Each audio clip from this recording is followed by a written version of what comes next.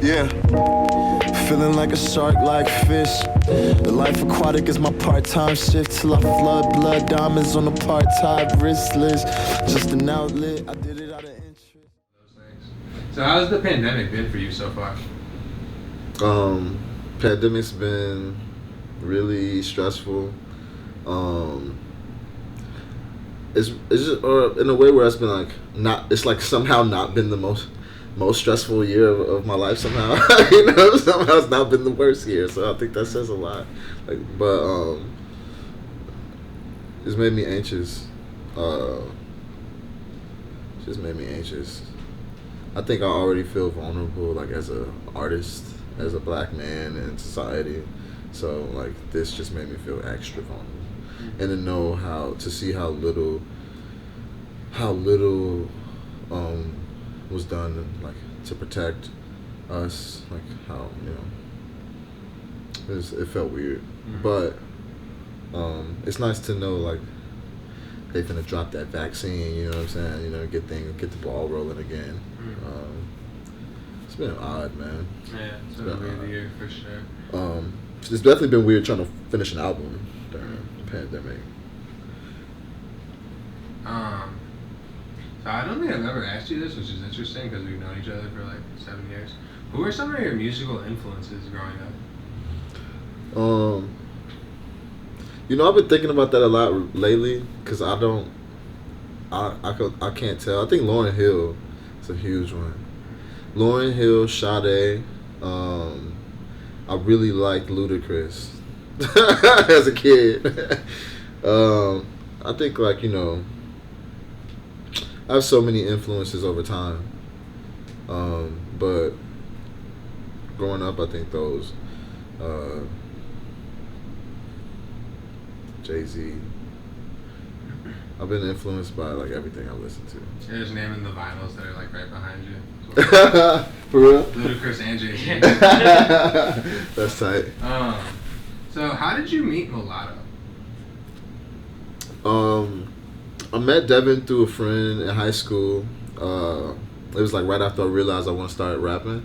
And I was like, all right, cool, I need some beats, It was just like that, I was like, man, I was just talking to my homie, like, dude, I need some beats. And he's like, dude, I know somebody who makes beats. I'm like, where?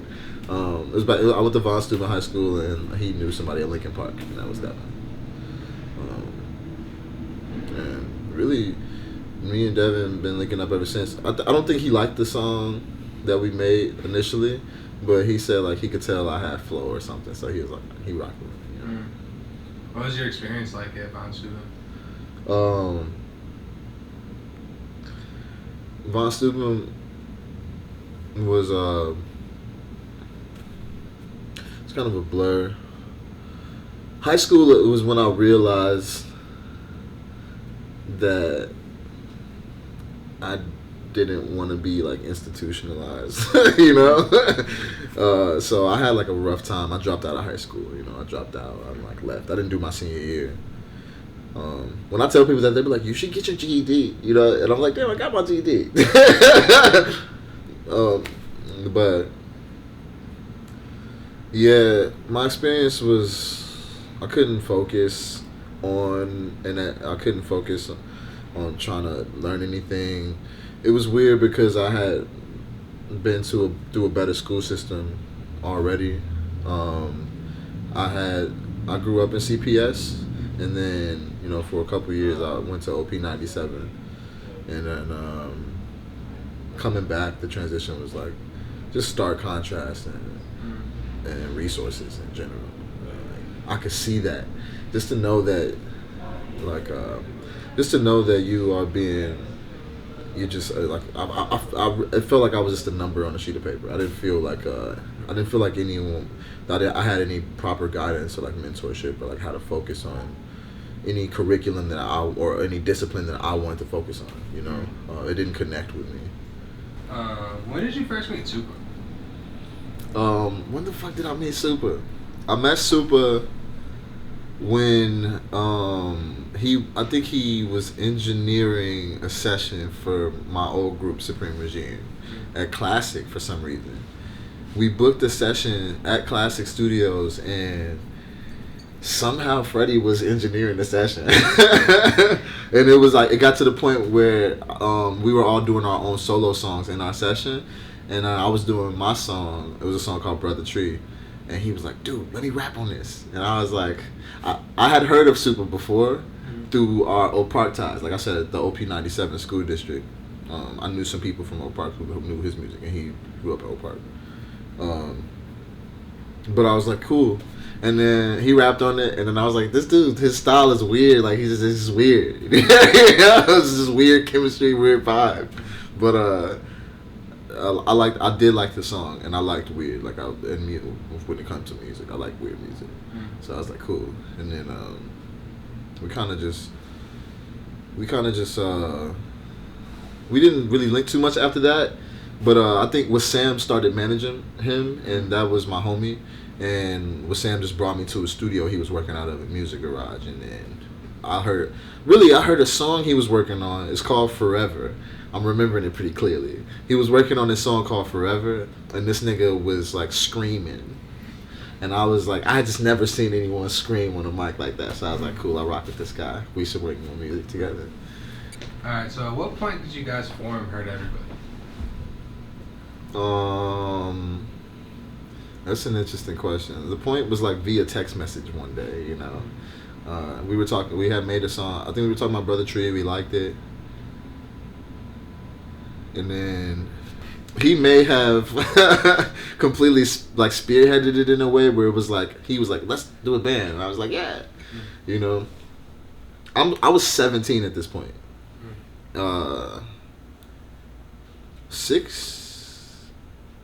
17. I was 17 when I met Freddie. He was 24.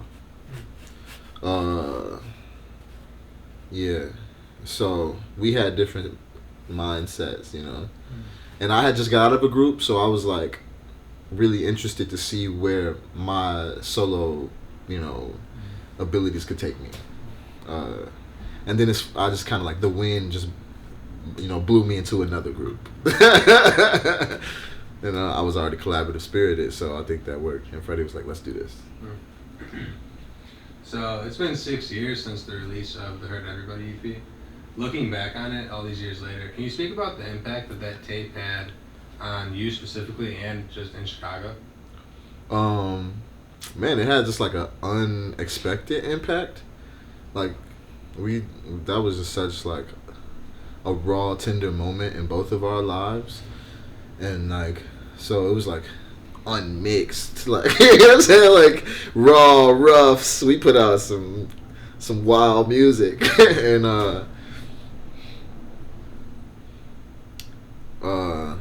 that was the first time I had done anything like that for real, and it was like, it was cool. A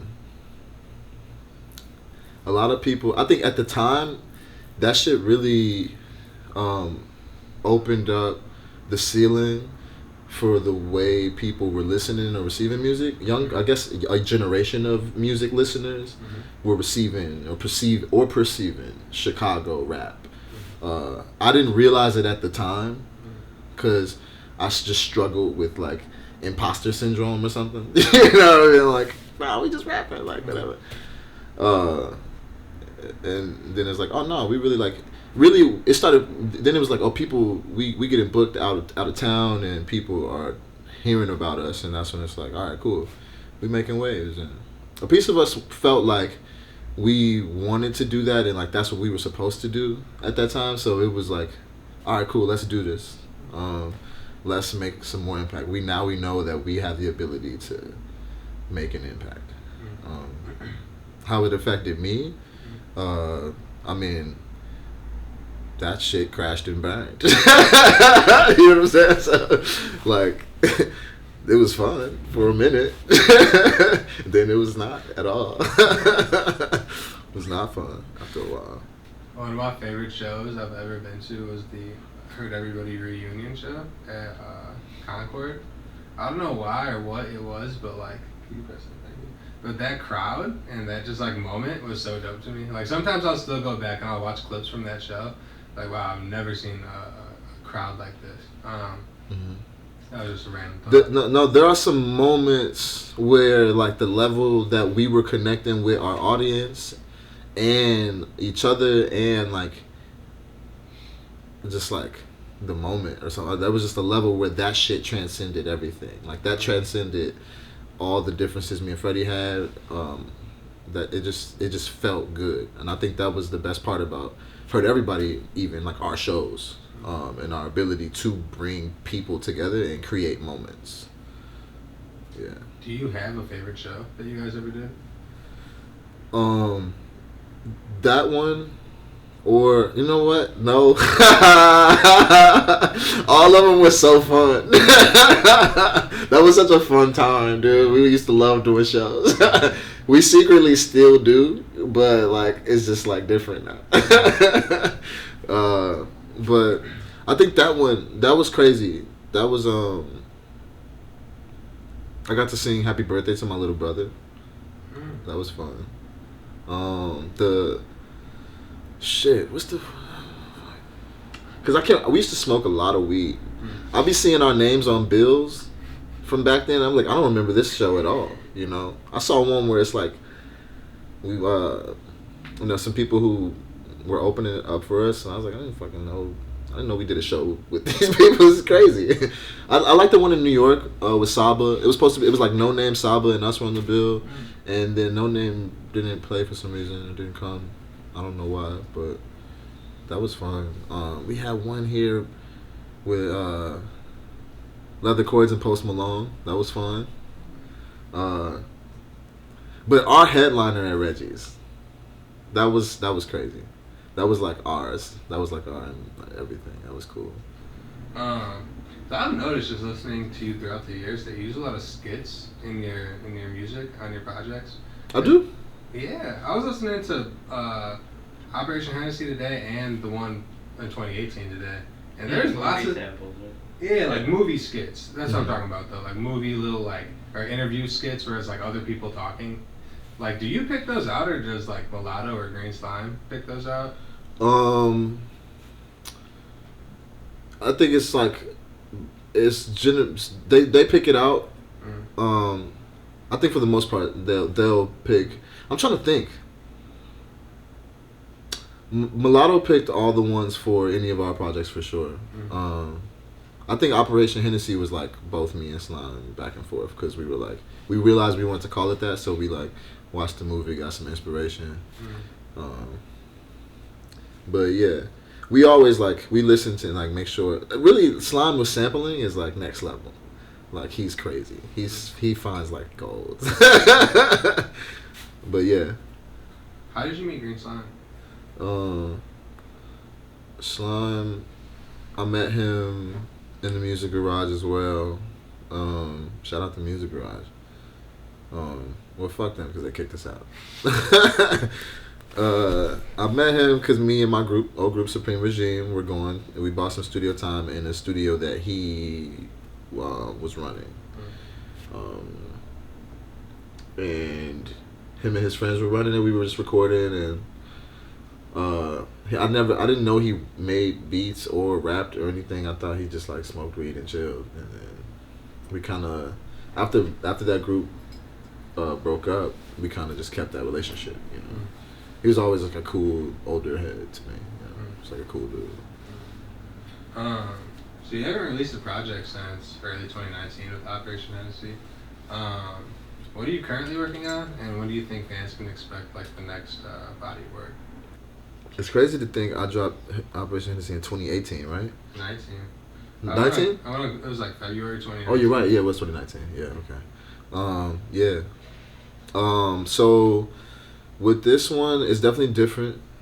Operation Hennessy was me just kind of like playing with Slime style and like just trying to tap into my roots as like a hip hop lover, you know what I'm saying, and like just rapping for fun and trying to do that. This one is definitely me more vulnerable and speaking about my experiences that I, things that I've been struggling with, like a lot of themes of growing as a young man, and really speaking about my life in a way that I never have before.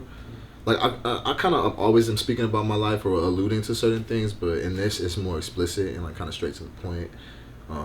Definitely just a more vulnerable body of work. It's not too much like Operation Hennessy as far as like production. Really like no samples at all. All original music. It's all produced by Eddie Burns. And there's one mulatto track actually. So yeah, I'm excited. It's definitely different. I think as far as like people expecting it, what to expect from it is just hearing me in just like a more present sense. Me being more descriptive about my perspective on like my life and life in general. So you're about to release 2 new records this month, I believe? So yeah, I'm about to drop 2 new singles. They were songs that I was making, I was made during the process of making this album. I like them a lot, they just didn't make the final cut. Ultimately I had like 20 something songs to choose from, and I just cut it down to like 15 or so. But these, I wasn't going to drop anything until I started rolling out singles from my album. But I felt like these songs are nice and transitional. They're progressive in a sense, compared to all the old stuff I put out. Just different, and it just shows a different like shade of what I could do. And they're just fun, like bops. So I'm definitely excited, just to start putting stuff out again and start like engaging in those types of conversations with my listeners, and like reestablishing a connection or like a growing connection with my listeners. Can you talk about how fatherhood changed your life? Yeah, it made me respect my time and myself more. It made me appreciate life more. It humbled me in every way possible. It just made me take life more seriously. I mean, I had my daughter at 17,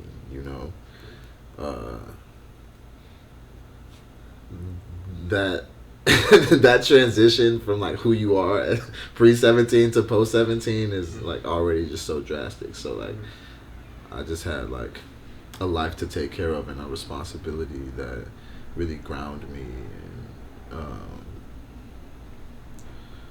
it showed me how to move with intent and understand like the consequences of everything you do and say, everything I do and say. It really changed my perspective on everything. Like everywhere I've walked and looked and been since I was 17, it's been like I've always known like I have a life to take care of, and like I'm walking in a different light. It's been a struggle learning how to like take care of a life that young, but that's made me. I love the person that's made me. I love that perspective. I love those experiences. I heard a rumor. Is it true that you used to wear bow ties all the time in high school? Who the fuck told you that? No comment. Who the fuck told you that? That's fucked up. I might have a picture too. Never wore bow ties all the time. Alright? Did I wear a bow tie? Oh yeah. Was my shit flea as fuck? Yes, it was. I made waves for fashion in my high school.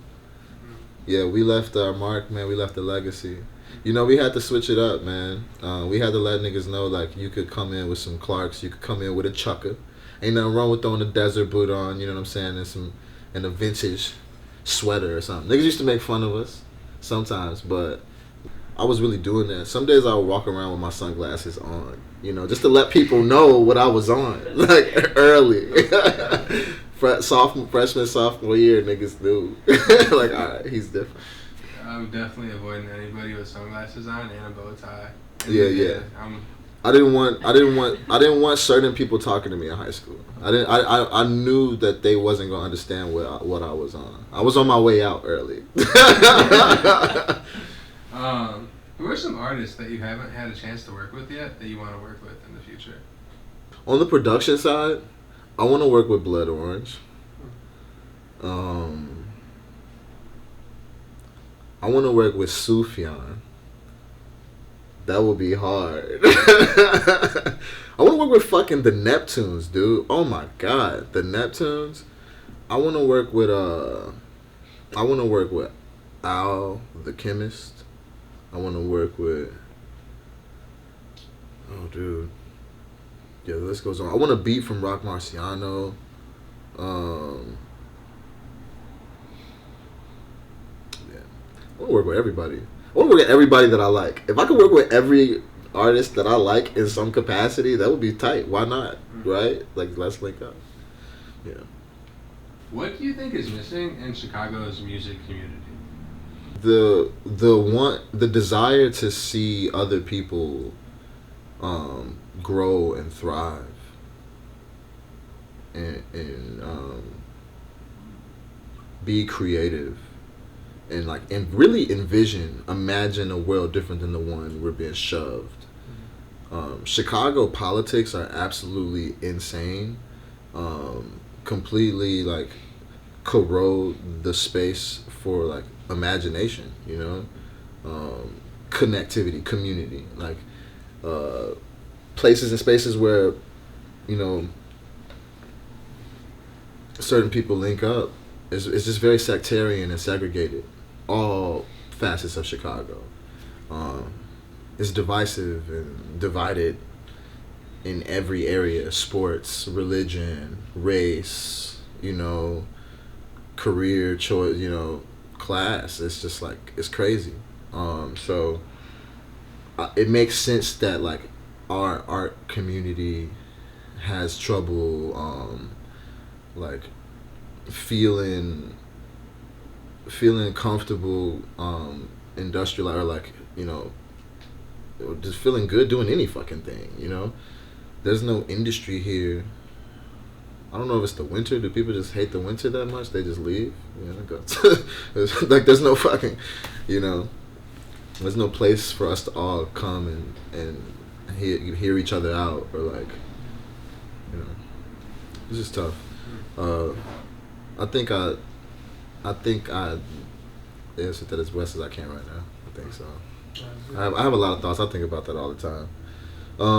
But no, it's like a side effect. Whatever we're lacking, I think what we have as an art community or music community in Chicago is just so powerful and so valuable that it's it actually always just ends up overpowering what we don't have, and voices are gonna get heard, and there's always gonna be a strong voice from Chicago or a perspective coming from Chicago that's necessary. And I feel that perspective is definitely deep within hip hop and you know, black culture in Chicago, LGBT culture, art culture in Chicago. It's a huge part of you know, we're really pushing, expanding the dialogue that the world's able to have. You know, a lot of powerful shit and good shit comes from here. We need to focus on that and realize that that's all of us, and really bring in and have that conversation instead of whatever conversations we've been having before. That's a great answer. Last question I have for you is, where do you see yourself in 5 years? In 5 years, I see myself an entrepreneur, a successful provider, protector of my family, first and foremost, making sure my daughter's straight, You know? Shit, I might want to have some more kids. I might want to get married, but I definitely want to get more into philanthropy. I want to own businesses, and I want to bring like business and resources to communities that I know need it, like mine, like the ones that I grew up in Chicago, and like I've lived on every side of Chicago. Like a lot of people who aren't in Chicago hear like about the South Side or the West Side or whatever the fuck, but like I've lived on every side, and on every side there's like hungry people who are fucking undereducated, under-resourced, and need attention. And I know there's people out there who care, and like they just don't know. They're not coming. They don't see it. So like, I wanna put out more music and make sure that like I use my voice to continue to shine light. Seriously. Perfect. That was a wild answer, right? No, that was good. Yeah. All right. No, that was like really good. Like the whole. I was like, damn, that was like all over the place.